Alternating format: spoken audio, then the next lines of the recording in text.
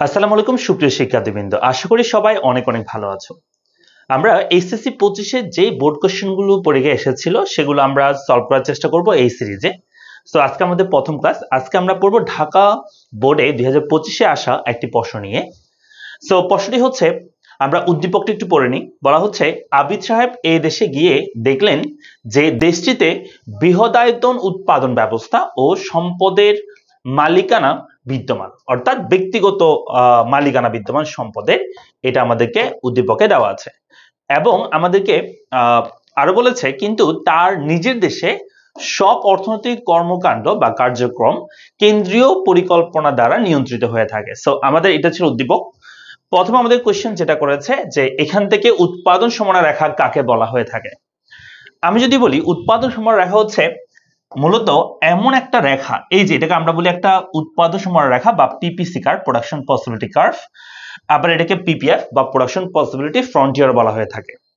So উৎপাদন সীমানা রেখা হলো এমন একটি রেখা যে রেখার প্রত্যেকটা বিন্দুতে, এ বিন্দু, বি বিন্দু, সি বিন্দু, আরো যত বিন্দু হতে পারে, প্রত্যেকটা বিন্দুতে এক নির্দিষ্ট পরিমাণ সম্পদ এবং চলতি প্রযুক্তির সাপেক্ষে। মানে আমরা মনে করি একটা জমিতে চাষ করব, দুইটা দ্রব্যতে আমরা চাষ করতে পারি এই জমিতে, একটা হচ্ছে ধান আর একটা গম মনে করো। হ্যাঁ, মনে করো আমি এখানে ধরলাম ধান আর এটা হচ্ছে গম, আমরা উপরের দিকে ধরলাম, ঠিক আছে। তাই আমি বললাম উৎপাদন সীমানা রেখা হলো এমন একটি রেখা যে রেখার প্রত্যেকটা বিন্দুতে নির্দিষ্ট পরিমাণ সম্পদ এবং চলতি প্রযুক্তির সাপেক্ষে। মানে আমরা এই ধান এবং গম উৎপাদন করব এই জমিতে, একটা জমিতেই, এবং জমির আয়তন কখনো বৃদ্ধি পাবে না, মানে নির্দিষ্ট পরিমাণ সম্পদ। হ্যাঁ, আর চলতি প্রযুক্তি মানে আমরা ধান এবং গম চাষ করব যে প্রযুক্তি, সেটা সবসময় কি থাকবে? ফিক্স থাকবে, স্থির থাকবে। সেটাকে বলা হচ্ছে চলতি প্রযুক্তি সাপেক্ষে। কেমন? তাহলে আবার আমরা প্রথম থেকে বলি, উৎপাদন সীমানা রেখা হলো এমন একটি রেখা যে রেখার প্রত্যেকটা বিন্দুতে নির্দিষ্ট পরিমাণ সম্পদ এবং চলতি প্রযুক্তি সাপেক্ষে দুটি উৎপন্ন দ্রব্যের সম্ভাব্য বিভিন্ন সংমিশ্রণ প্রকাশ পায়, তাকে আমরা বলি উৎপাদন সীমানা রেখা। তাহলে এই সংজ্ঞাটা আমরা একটু কষ্ট করে মুখস্থ করে নিব। উৎপাদন সীমানা রেখা কাকে বলে? খুবই গুরুত্বপূর্ণ, পরীক্ষা সবসময় আসে।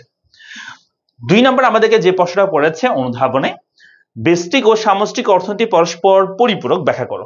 দেখো, ব্যষ্টিক অর্থনীতি মানে হচ্ছে অর্থনৈতিক বিষয়গুলোকে যখন আমরা ক্ষুদ্র ক্ষুদ্র ভাবে বা ছোট ছোট ভাবে আলোচনা করি, ভেঙে ভেঙে করি, যেমন একজন ব্যক্তির চাহিদা, একজন একজন একটা উৎপাদন প্রতিষ্ঠানের আয়, একজন ব্যক্তির ব্যয়, সেটাকে বলা হয় ব্যষ্টিক অর্থনীতি। আর সামষ্টিক অর্থনীতি মানে হচ্ছে অর্থনৈতিক বিষয়গুলোকে আমরা ক্ষুদ্র ক্ষুদ্রভাবে আলোচনা না করে যখন সামগ্রিকভাবে আমরা আলোচনা করি, সেটাকে বলা হয় সামষ্টিক অর্থনীতি। যেমন একজন ব্যক্তির আয়ের কথা না বলে আমরা যদি বলি একটা দেশের সব মানুষের আয়, মানে সামগ্রিক আয়। একটা উৎপাদন প্রতিষ্ঠানের উৎপাদন কথা না বলে আমরা যদি একটা দেশের সকল উৎপাদন, মানে সামগ্রিক উৎপাদন, সেটা হবে সামষ্টিক অর্থনীতি বিষয়। তো বিষয়টা হচ্ছে ব্যষ্টিক এবং সামষ্টিক অর্থনীতি একজনকে ছাড়া একজন চলতে পারে না, তাই এদেরকে পরিপূরক বলা হয়ে থাকে মূলত। কারণ আসলে ব্যষ্টিক অর্থনীতি তুমি যদি না করো, তুমি সামষ্টিক অর্থনীতি বের করার কোনো লাভ নাই, বা এটাতে তুমি করার কোনো মানে হয় না। আবার তুমি যদি সামষ্টিক অর্থনীতি করো কিন্তু ব্যষ্টিক অর্থনীতি করো, তাও তুমি করতে পারবে না, বা করা উচিত না, বা তুমি করলেও কোনো কাজে আসবে না। তাই এখানে ব্যষ্টিক এবং সামষ্টিক দুটোকে আমাদেরকে ভালো করে জানতে হয়, ঠিক আছে। তাই বলা হয় ব্যষ্টিক এবং সামষ্টিক অর্থনীতি একে অপরের পরিপূরক। 3 নম্বর আমাদেরকে কোশ্চেন করেছে যে আবিদ সাহেবের দেশে বিদ্যমান অর্থ ব্যবস্থার প্রকৃতি নির্ণয় করে এর 3টি বৈশিষ্ট্য বলেছে। এখানে আবিদ সাহেবের অর্থ ব্যবস্থা, আবিদ সাহেব যে দেশের, সেই দেশের অর্থ ব্যবস্থার কথা বলা হয়েছে।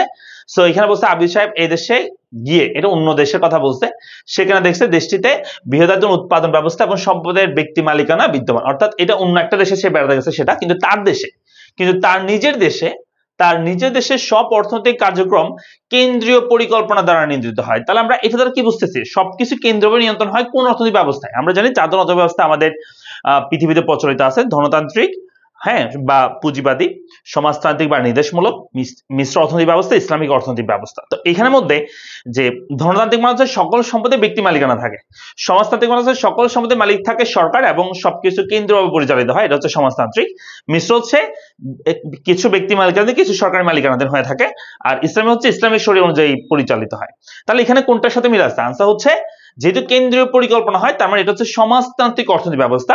এই সমাজতান্ত্রিক অর্থনৈতিক ব্যবস্থার অনেকগুলো বৈশিষ্ট্য আছে, তোমরা তোমাদের যে পাঠ্য বই, সেই পাঠ্য বইতে তোমরা পাবা। তবু আমি কয়েকটা বলে দিচ্ছি। সমাজতান্ত্রিক অর্থনৈতিক ব্যবস্থার প্রথমত সকল সম্পদের মালিক থাকে সরকার, অর্থাৎ উৎপাদনের যে উপকরণগুলো থাকে, প্রত্যেকটা উপকরণের মালিক থাকে সরকার।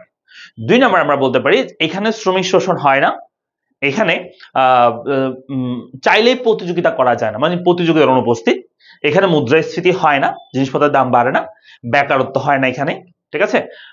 তারপর সমাজের ধনী গরিবের মধ্যে বৈষম্য সৃষ্টি হয় না, এবং বলা যায় যে সামগ্রিক একটা কি হয় যে সুষম উন্নয়ন হয়, অর্থাৎ সমাজের সব সেক্টরে একই সাথে উন্নয়ন আমরা দেখতে পাই। এটা হচ্ছে সমাজতান্ত্রিক অর্থনৈতিক ব্যবস্থা বৈশিষ্ট্য, এগুলো একটু তুমি ব্যাখ্যা করবে তাহলে হবে। 4 নম্বর আমাদের কোয়েশ্চেন করেছে এখানে যে এই দেশের অর্থব্যবস্থা এবং বাংলাদেশের অর্থব্যবস্থা কি একই?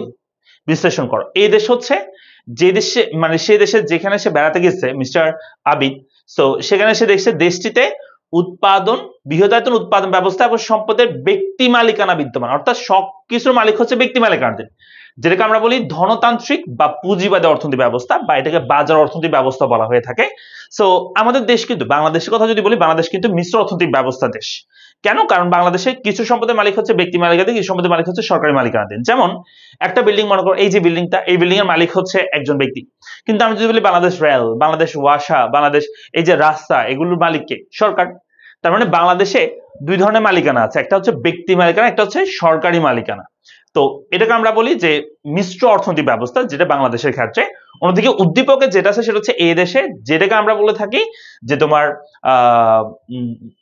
পুঁজিবাদী বা ধনতান্ত্রিক অর্থনৈতিক ব্যবস্থা আমরা বলে থাকি। তাহলে আমরা বলতে পারি যে না, এই দেশ এবং হচ্ছে বাংলাদেশের অর্থনৈতিক ব্যবস্থা সেম নয়। এই দুটো পার্থক্যগুলো বলবা, মিশ্র অর্থ ব্যবস্থার মধ্যে কি হয়, তারপর হচ্ছে তোমার ধনতান্ত্রিক অর্থ ব্যবস্থার মধ্যে কি হয়ে থাকে, বৈশিষ্ট্যগুলো নিয়ে আলোচনা করবা, তাহলে আমাদের আনসার হয়ে যাবে। এবং আশা করছি তোমরা 10-এ 10 এই কোয়েশ্চেন উত্তর এইভাবে করে তোমরা তুলে আনতে পারবে। তো দেখা হচ্ছে সবার সাথে পরবর্তী ক্লাসে। আসসালামু আলাইকুম।